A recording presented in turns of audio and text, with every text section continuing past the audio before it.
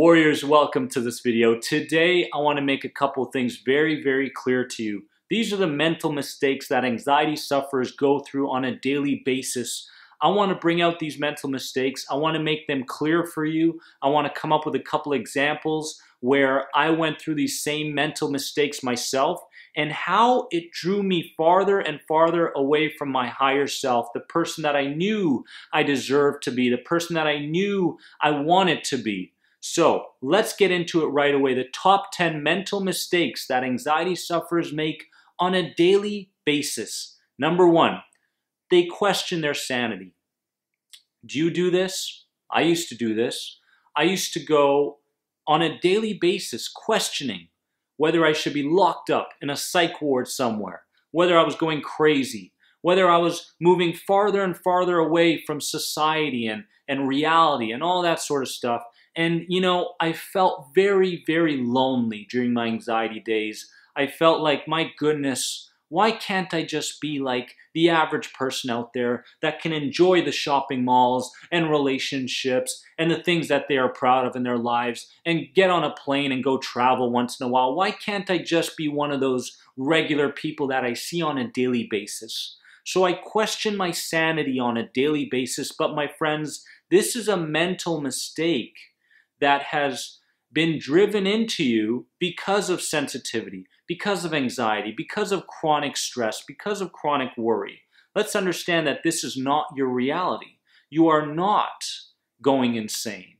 You are just programmed and conditioned from a place of being highly sensitized because of certain thoughts, because of certain environments, because of what people told you in the past, because of beliefs that were ingrained into you from childhood, my friends. It's very important to understand that you've got to come from a place of self-love, a place of being gentle on yourself and not questioning your sanity and saying this is a temporary condition based around wrongful programming. That's it.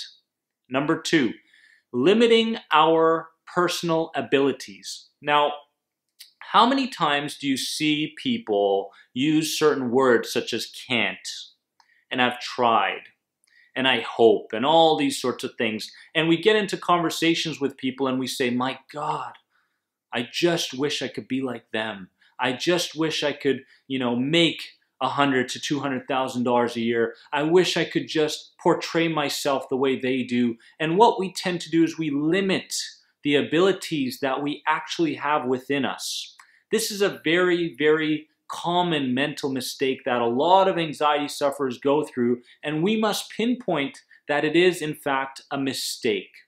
You are capable of doing everything that your friends, your influencers, your role models are in fact doing right now. So understand that again, what anxiety tends to do is it shifts our perceptions. It shifts our perceptions. Then it shifts our beliefs and it shifts our reality. That's what anxiety does. So because this is a temporary problem for you in the way we're looking at it now, we must understand that you've got all the inner resources in order for you to create the change and to move towards those goals and dreams that you want in your life. So don't limit your abilities, your personal abilities. You can get on that plane. You can give that talk.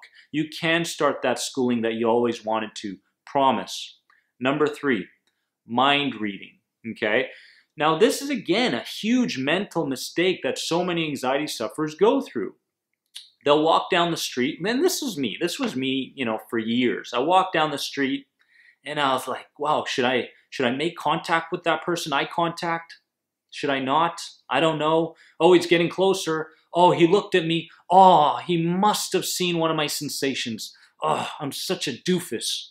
This was my daily ritual on a daily basis. And as soon as I saw people staring at me for longer than usual, I started to jump to conclusions. I was like, oh, they're definitely seeing my anxiety. Oh, they think I'm going to go crazy. And then there I was with that mask on. No, everything's fine. And I would repress those emotions consistently. We must understand that just because somebody looks at you, someone makes a comment, we must understand that all brains are wired differently. Just because you think that someone is thinking in one way we must understand that that reality is based around your anxiety. That's not you, okay? Your thoughts are not you. Your actions right now are not you. Your emotions are not you. Your environments are not you. This is all based around anxiety because your mind is trying to understand all this a little bit better. And what it's doing is it's saying, well, we've got an anxious person here. We've got an over-worrier here. And because that person is such an over-worrier, we must continue to make them an over-worrier. We must continue to create environments and situations that continue to promote this anxiety identity. So you begin to scan rooms and you begin to look for things that are based around your anxiety unconsciously. And again, this is not your reality. Your reality will change, but understand that mind reading is a mental mistake that you're making and that I was making for a very long time. So let's not generalize. Let's not distort. Let's not go in the direction of thinking that we know what people are thinking when in fact they could be going, my God, look at that guy's shoes. They're so nice. And all of a sudden you're going, ugh, right? So let's not jump to conclusions. And every opportunity that you find yourself mind reading other people, remember to look at the other side. You've got to make sure that you see the catastrophic and the mind reading part of you and the anxiety part of you, but also take into consideration the other side. Well, I did buy that shirt recently. Yeah, maybe that's what they were looking at. You know, I am feeling quite happier today. Maybe that's what they were sensing from me. Whatever it may be, make sure to look at both sides of the story, my friends. Number 5 is overgeneralization of anxiety to become a part of the rest of our lives. So a lot of people say, you know, my past, my present equals my future. My past equals my future. They generalize in this way. Just because you're feeling this way for a couple days, weeks, months, years, doesn't mean that you need to overgeneralize everything, okay? Anxiety, what did we say, is a temporary form of miscommunication going on up here. Okay, that's what it is. It's a reconditioning process. You can do it because your brain is very, very neuroplastic, which means that it's open to changing its neural pathways. It's open to change. It's open to creating a different reality within you. That's the truth, and that's what your brain is capable of doing. Once we understand these mental mistakes and begin to use the Anxiety Guy resources to start creating new habits, changing our beliefs, and changing our self-concept altogether. You are not anxiety. You'll hear me say that a lot. You are more than anxiety. I'm not just saying that to just kind of be like, oh, that kind of sounds nice. No, I'm trying to install something within you that says, yeah, you know what? I really am more than anxiety because I did have a great week. So then you begin identifying with somebody else rather than someone that's an anxious person.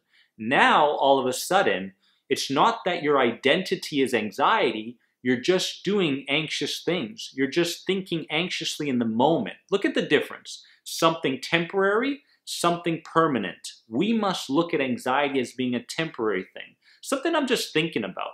Something that I just reacted to, that sort of stuff.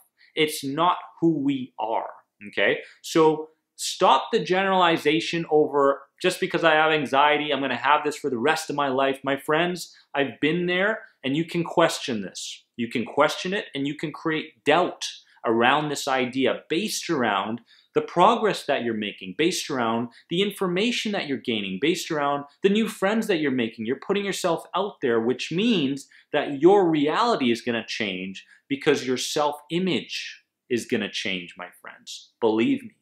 Number 6, falling for the emotional trap. Okay, this is another mental mistake. Someone will feel emotional, okay, based around something that makes them anxious, and all of a sudden they fall for the trap. They say, just because I feel something, I have to act on it. False.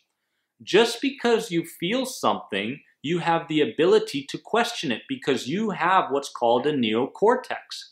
Your neocortex in your brain is the part of your brain that accepts and rejects information. And that information is based around your emotions as well. So when you get an emotion, a lot of anxiety sufferers fall for the trap. I feel something, I must escape. I feel something, I must fight back. I feel something, which means that I'm just not good enough. False, false, false. You have the ability because our brains have evolved. They have evolved and we've created this neocortex. We've created this part of our brain, which is the forebrain, that tells us that we can react differently during stages and moments of heightened emotions and anxiety and self-doubt. We can choose to react in whatever way we want to whatever environment we're in. And what that does is it begins to change the pairings in your brain. That's what starts to happen.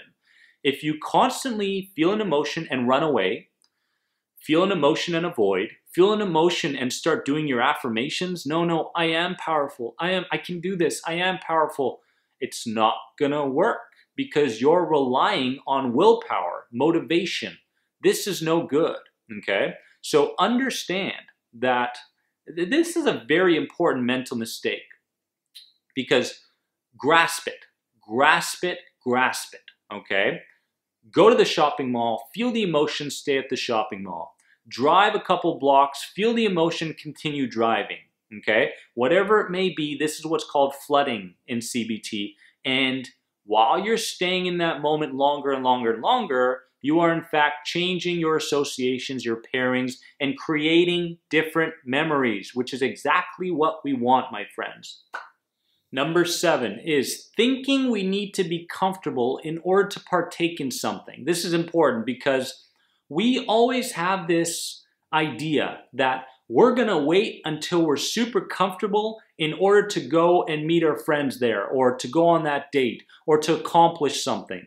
You, my friends, need to start from a place of being uncomfortable and get comfortable in that arena, okay? In order to get comfortable, you must go through, okay, the pathway that gets you there. And you must put yourself in environments and places and around people that is promoting some uncomfortableness and then going through the motions in that moment. So remember, you don't need to be completely comfortable in order to partake in something, do something, go to school again, do whatever goals or dreams that you put on the shelf due to anxiety, start them. Don't wait till you're comfortable. That's the key. Number 8, believing that worrying equals safety, okay? Believing that worrying equals safety. Now, a lot of anxiety sufferers say, Dennis, if I stop worrying, what's gonna happen? Maybe I am gonna die, in the words of a health anxiety sufferer. If I stop worrying, how am I gonna be successful in my job?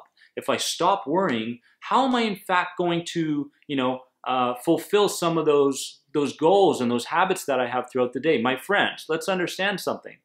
Worrying is like a rocking chair, okay? It gives you something to do, but it gets you nowhere. Let's understand that. So because worrying is like a rocking chair, it is not the thing that's contributing to your safety.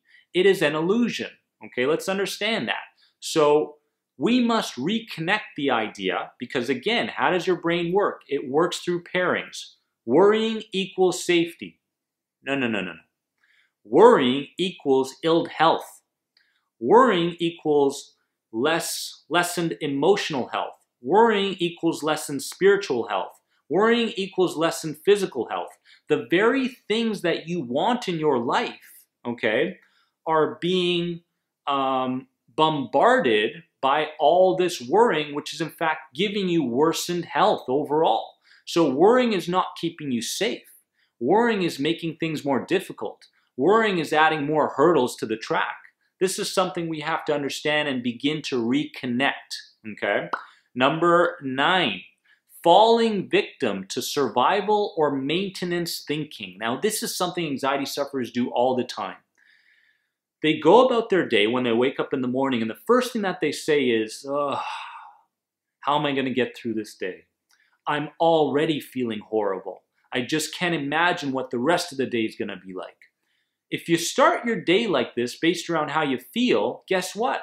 You're going to be asking for more of that. You're going to be manifesting more of that. We must question this. We've got to question this, And we've got to raise new beliefs. We've got to raise new habits if that shows up.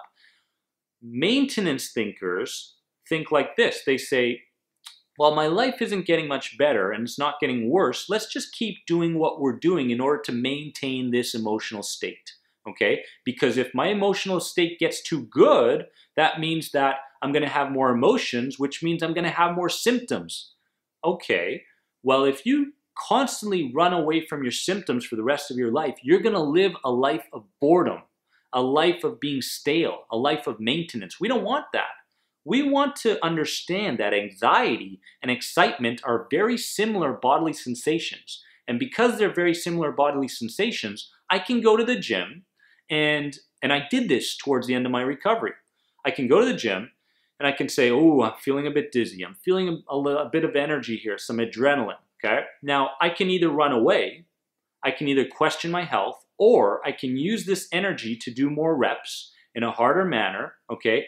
Whatever I choose to do in that moment and whatever I choose to think about this will lead me into one direction or the other. I can even get more anxious. I can begin to pair this environment with being scary, or I can pair this environment with being something that, you know what, rejuvenating, health-filled, everything, relationships. The gym is a great place.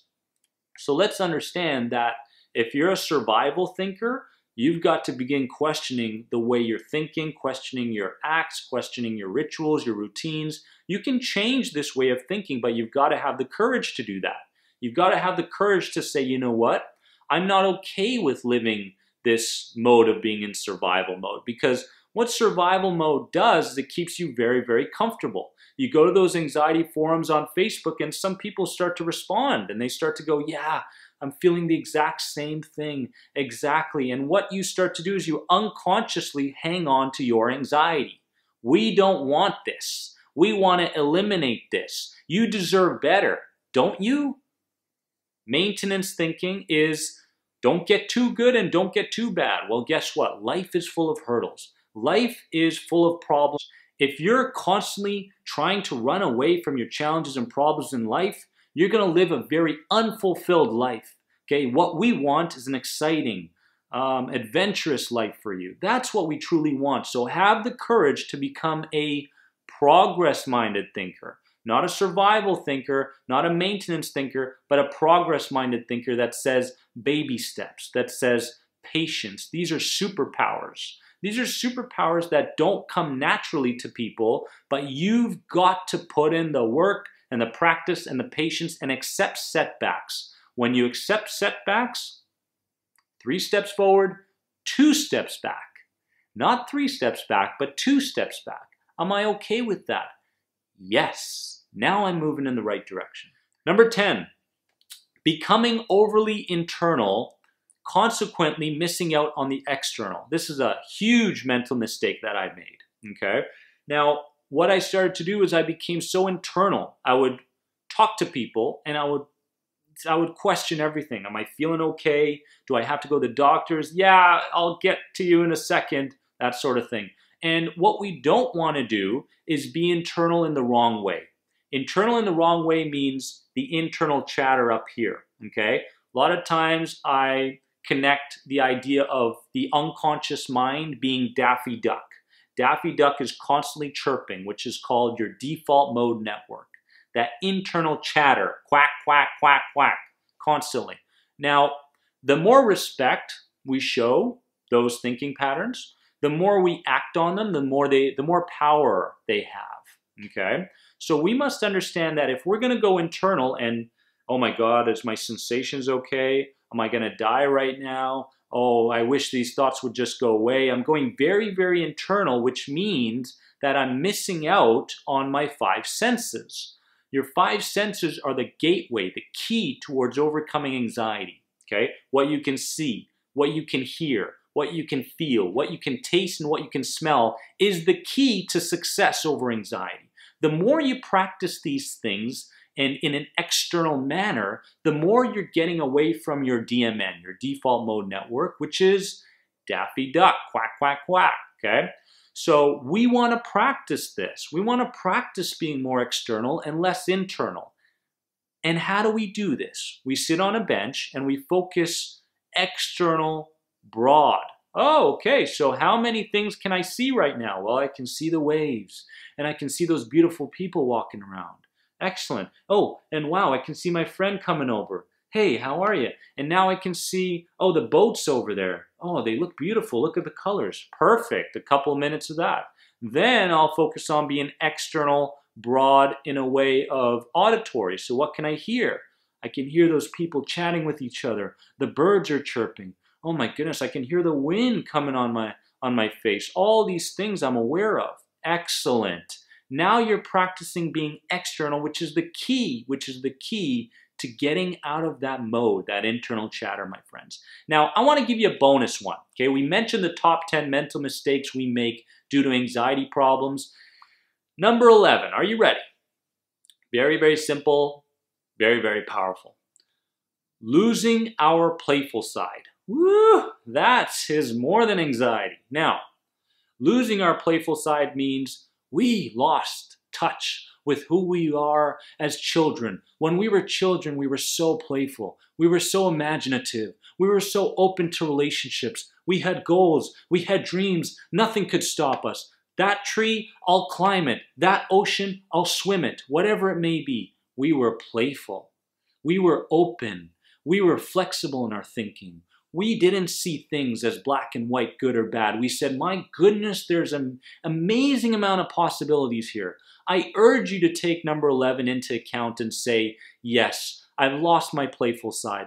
I need to get that back. And every single day you must commit to a certain amount of time to being playful again. What does playful mean? Playful means singing in the shower, baby. Playful means playing with your kids and being a kid again.